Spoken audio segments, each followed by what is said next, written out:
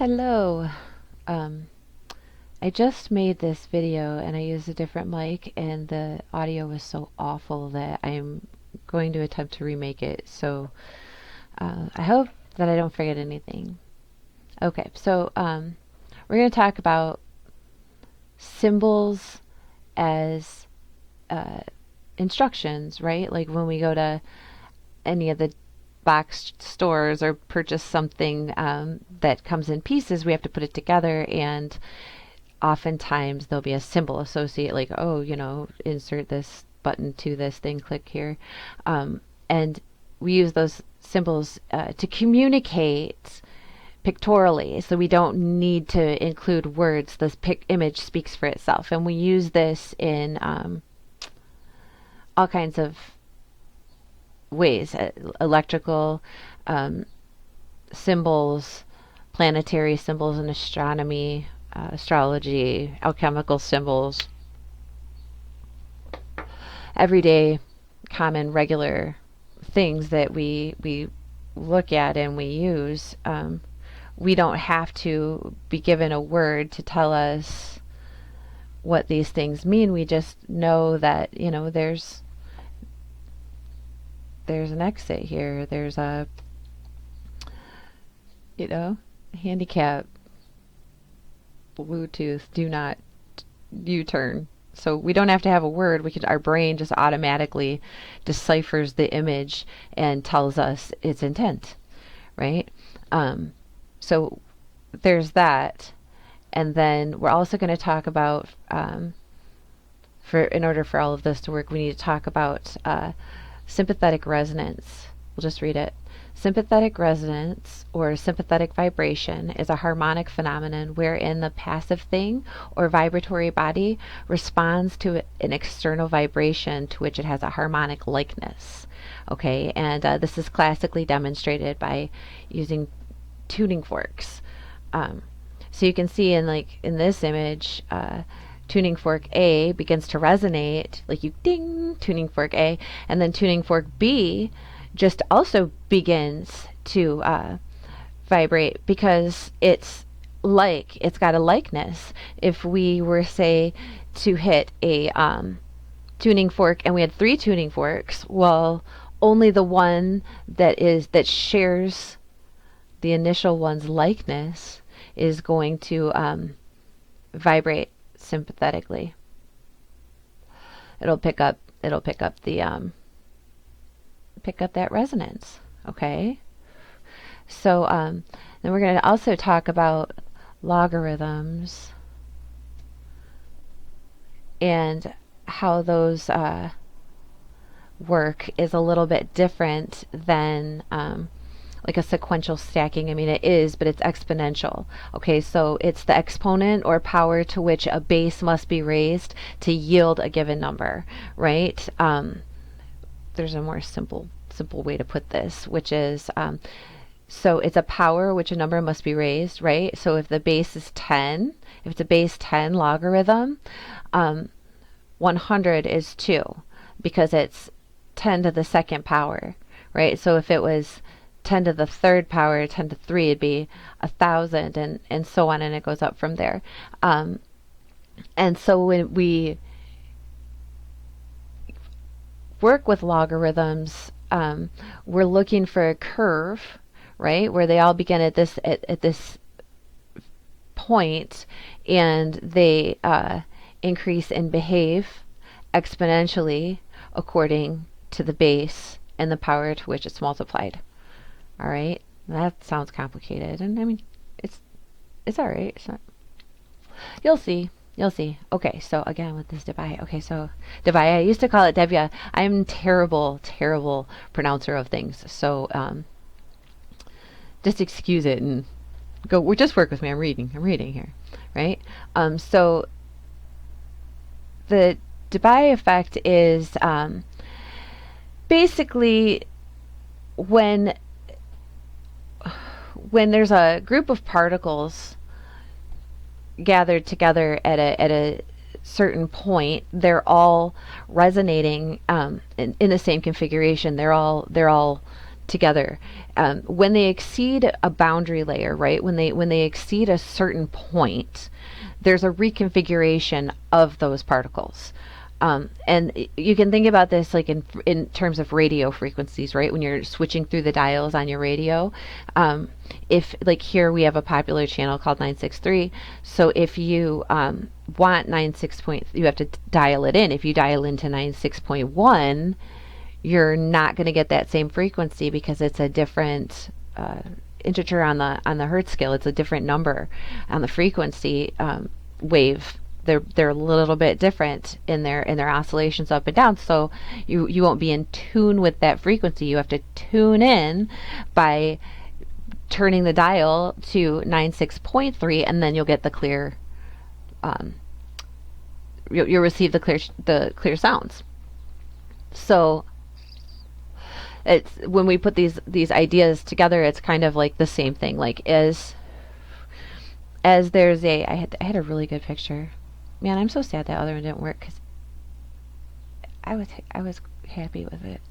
But anyway, when we get so far away, let's see, from the other one, we will start to behave differently. And we've exceeded a boundary layer. Here's a good, perfect. So we have this surface charge, right? And then we wind up with this splitting plane, right? This is where there's a potential difference. This is basically where we've changed that dial just slightly. And so now all of these have to reconfigure into a different shape. And when we go out, they start to reconfigure differently too. And this can be based on a number of things. Namely, temperature will do this to a material. And the amount of electricity, right? So plasma behaves this way. Plasmas separate in these ways according to their charge. So when we put those things together and we look at the symbols that we're given, we start to realize that they're kind of telling us something. Now keep in mind, most of these symbols are pretty ancient, right? They're from before us, and they've been being used for a long time. And we can talk about the stories behind these symbols. I would love to talk to you guys. Maybe we'll talk about that next time. What the like archetype behaviors are that also lend to the idea that we're about to discuss here. So here's Mercury. Now, if you you know what I have to do first? We have to do this. See, I'm so glad you reminded me. Boop. All right, so there's certain components to these symbols that they all either have or share, and they build on one another. So one thing, a circle. The circle is the circumference of its contents and the exclusion of what's not within it. So we have this circle, and the circle has a dot inside of it, and this is the symbol for the sun.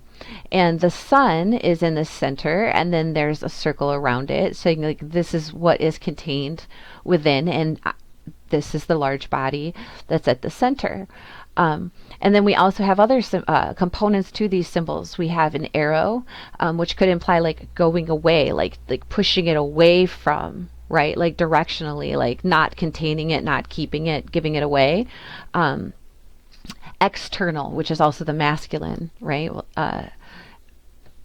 Male, like any electrical person, anybody, male and female, right? Out, male. Plus, in, like taking it internal, keeping it inside, right? The two cross section of the things, we're adding those things together, and they're becoming, they're interacting with one another, right? And so that could be like the internal or feminine aspect. And then we also have like a half circle, which, you know, is the allowance of the outside to come in, right? It's a coupling mechanism. It attaches one sphere to another. So when we start to stack these images, these components to symbols, we get we get planet symbols. So here's Mercury. We did the sun. Here's Mercury. It's a circle with a half circle on top of it and a little plus sign, because Mercury's spinning very fast around the sun, and it does have a magnetic field that goes around it in a circle, and like a ring field, and then it connects. So I always thought of it as like the communicator, right? Like the switch, like it's connecting the one part to the next. So is it the transistor? What is this thing? Is it what function are each of these facilitating? That's what we're exploring right now. So if you think about like Mercury as a communicator, it's going very, very fast. It's got this insinuation of a coupling and a attachment to, we're digesting that, we're adding something to that. All right, and so then the next symbol that we look at is Venus, and Venus is has no magnetic field, right? We've talked about this last time. It's very pressurized. It contains everything. It's very, very hot. It doesn't release any of the stuff going on inside. So it is that feminine. It's that taking in of that and holding it there, and it's connecting, right? It's connecting to, it's adding to the next things. And then we have Earth, and I didn't get the best, but this is the symbol for Earth. I think I did these because I had put some of them away.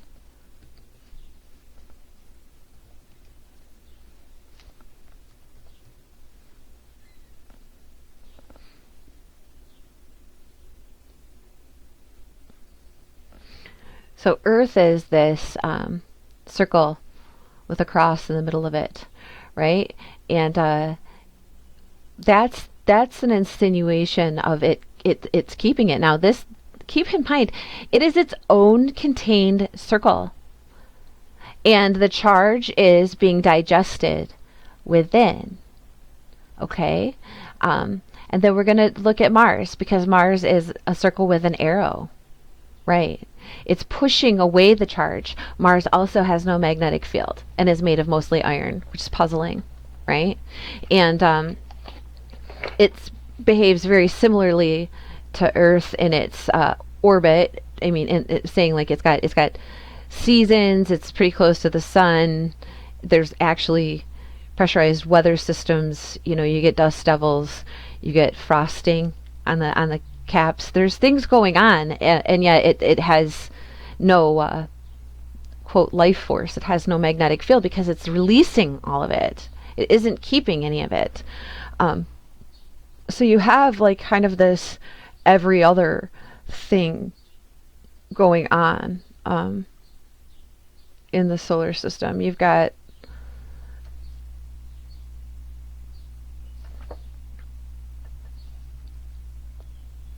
let's see,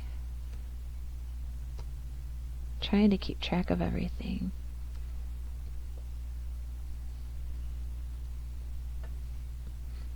You've got every other planet.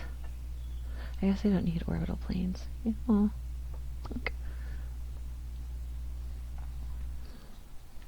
Here we go. So here's the sun, all right? And you've got a ring magnetic field on, participating, right?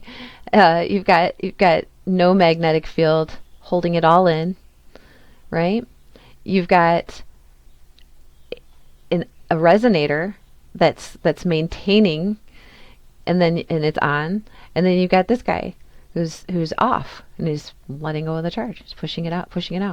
All right. So the next planet is actually, if you do the minor planets, is Ceres, and Ceres is a sickle, right? Because Ceres is connecting what's happening in here to what's happening out there, right? It's the asteroid belt. It's the queen asteroid. She's in the middle of everything. And she's kind of protecting us. She could be considered like the sun's ring, like Saturn had a ring, and we would be his moons, and then we would be inside of that ring, and we would be our own contained system. The inner solar system would be its own contained solar system. Because the next symbol implies that it is an independent system. That would be this symbol right here. So if this hook, here's this great one here. Look at that. Are you picking up what I'm putting down? All right. Here's Mars. Okay, so here's Ceres. So if you flip this hook upside down and it caught a hold of that one, the next thing you'd know, you have a connection between the two. You'd have like this switch that we're allowed to communicate, but we're our own independent bodies. We're connected through this sickle here. We're interacting, but Jupiter has its own system. Jupiter is its own solar system. And that's why it connects and rules and propels, because these two things interact with one another. And that's when we get to Saturn. And I mean, look at that hook. Look at that. What's happening? And then the plus is on the top. So the plus is on the top instead of the plus being on the bottom.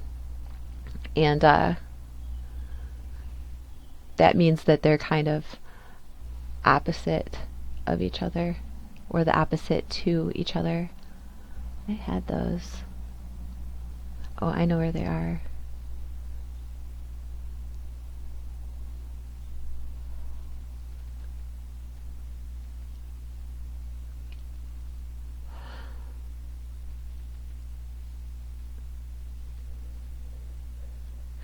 I started putting them together, you see, because I was trying to figure out how Saturn and Jupiter interacted with one another, with the plus on the top and the plus on the bottom and the hook on the top and the hook on the bottom.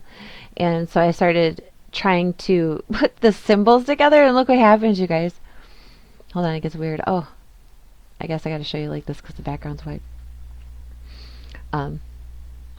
Look at this. This is just me playing with trying to figure out how these symbols might connect to one another, and I get this. I get this. Is that familiar? Is that familiar? Okay, tangent. But anyway, so after Jupiter and Saturn get together, you have Uranus, and Uranus is a very interesting planet because Uranus orbits on it spins, it rotates sideways on its orbital plane. So it follows this path of the sun, and instead of spinning perpendicular to the plane, it kind of spins parallel to it, which is different. It not quite totally, but at a like 99 something degree angle. I've got it in here. And then it's shaped kind of like, the symbol of it is shaped kind of like the Starship Enterprise. It gives me the insinuation that it might be some sort of rudder, right? Some sort of stabilizer that helps push and pull us as a system into space. It steers us and keeps us where we're supposed to be. And it has two symbols. The one that looks like the Enterprise, and then this one that's hiding underneath of it here, that's a circle like the sun, right? A circle with a circle inside it, and then an arrow pointing out. Like this is our exhaust mechanism here. Pardon the pun, but my goodness. And it is releasing a lot of that energy that's coming in, from our solar system. And so the next thing that we're going to look at then is Neptune, right? Next one in line is Neptune. And Neptune is a plus sign with 1, 2, 3 arrows. Saturn, Sun, Jupiter. Okay? And it's connecting. It's taking in and it's pushing out. It's taking in and it's pushing out. It's receiving and it's releasing. All right, at the very edge of the system. So that energy flow is able to come in and come out. And then we have Pluto. If you can see the symbol for Pluto here, Pluto has two symbols, but it's the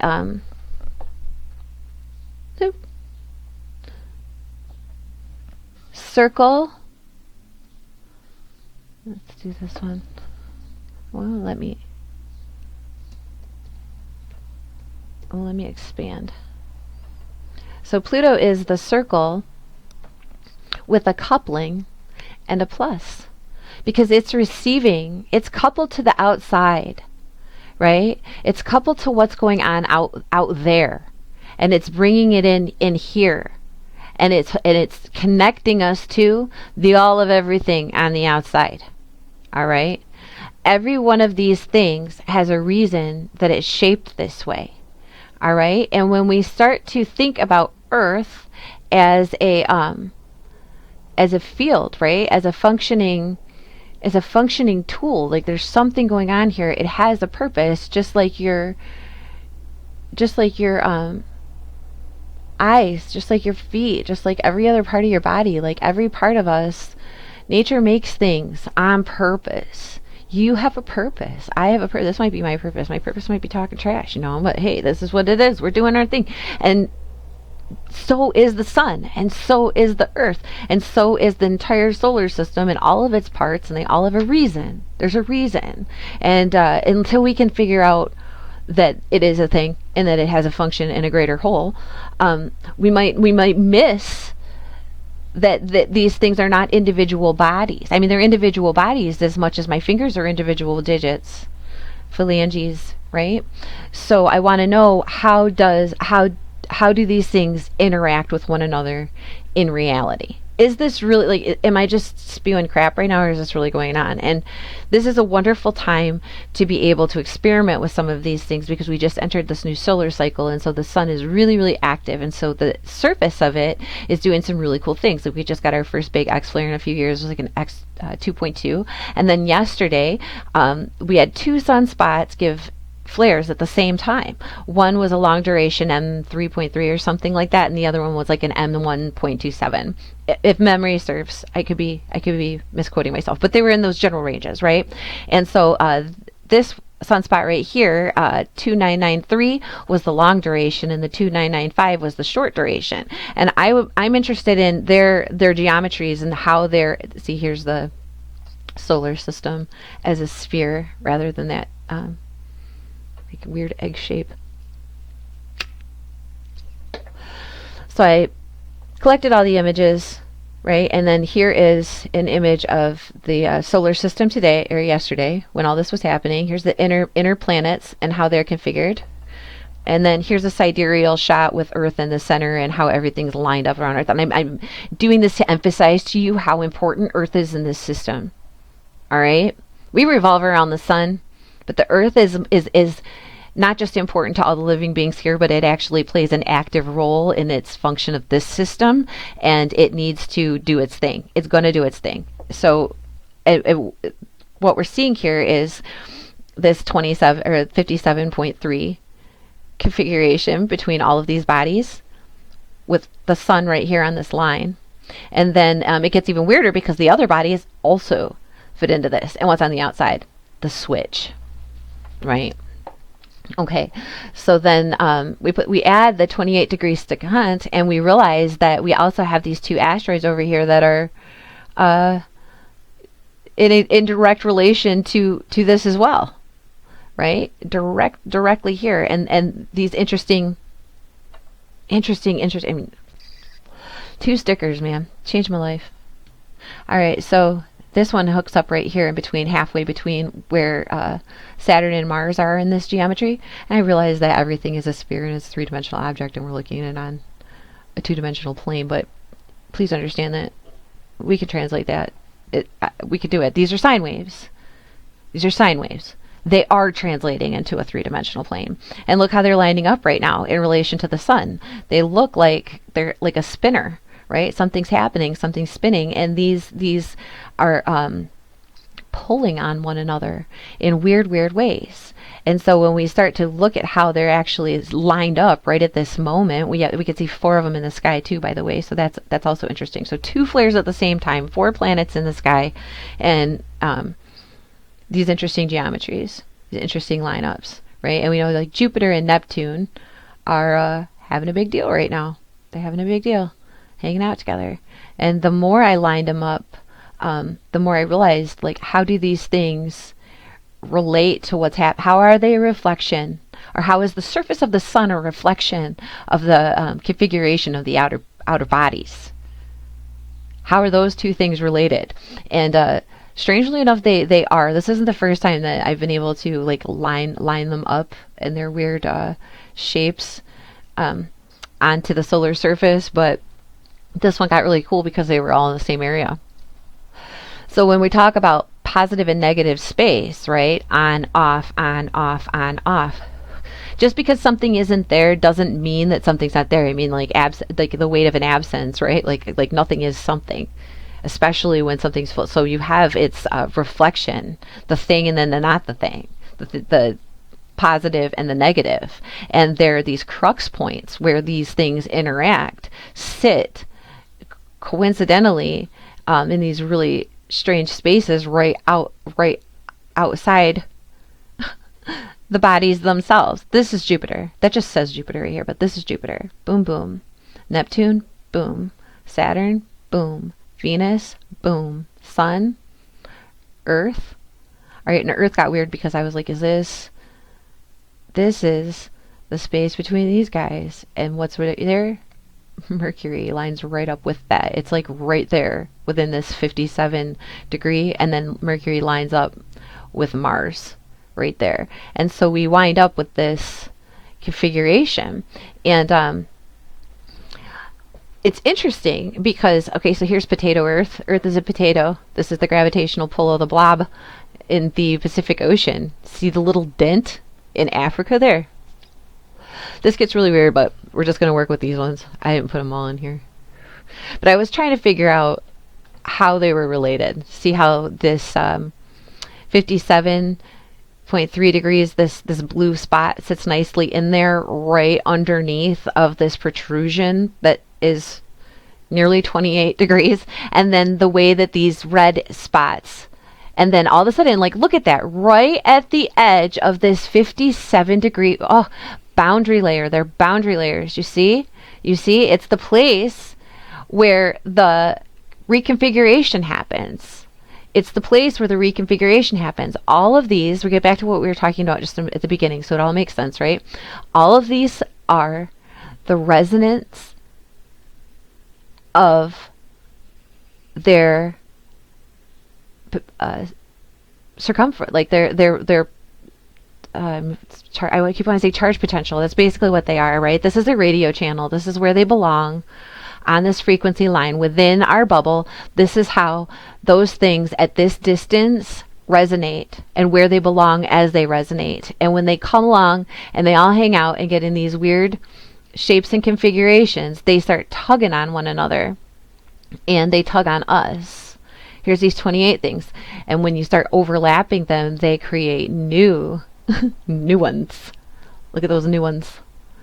All right, on the outside. And the next thing you know, we have a looping magnetic field, right? And then I superimposed it, like reflected it over itself, and it became this weird thing.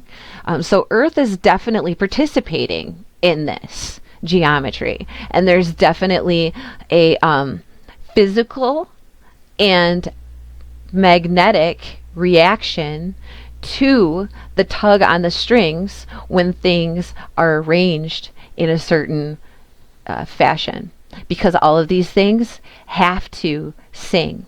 And the thing that makes them stay where they're supposed to be within that harmony is our lovely Mother Earth.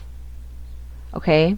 So I think that that's an excellent place to stop for today, and we can talk about all this other weird stuff. I'd like to talk to you guys more about the archetypal aspects of this and how they're applicable, how they apply. I mean, who are these people? And then we can get into a few more things, because somebody asked me about this in a greater context, and by that I mean more galactic or universal. Like, what does our solar system have to do with the galaxy and its place there in it? And I do have some ideas about that. And keep in mind, these are all ideas.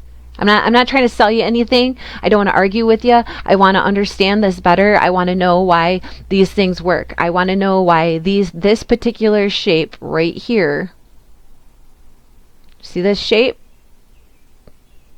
I want to know why that tugs on stuff. See it? I just have 1,000 questions. So yes, if you have anything you want to talk about, tell your friends. Go back into the channel more and look up the weird topics, maybe get some insight. There's a website, heathenstargazers.com, and in the last video I did mention that a lot of these ideas and the mechanics of these symbols I started to break down in 2017 when I released my first book, which is an ebook called A New Dawn, and you can download that for free on my website, heathenstargazers.org. Just search A New Dawn and go ahead and look it up. Some of that information has been advanced since then, right? Upgraded. We've learned some things, so there might be some references in there or things that we understand better now, and that's why we have to keep moving forward, right? But most of that is really good, and it's at the very back of the very end of the book. It's pretty weird. It's just the initial of this, and this is how we get places, right? It started there, and now here we are. Look at where we are now. So I don't know where that is, but I'm glad you're here with me. Thanks, guys. Have a beautiful day.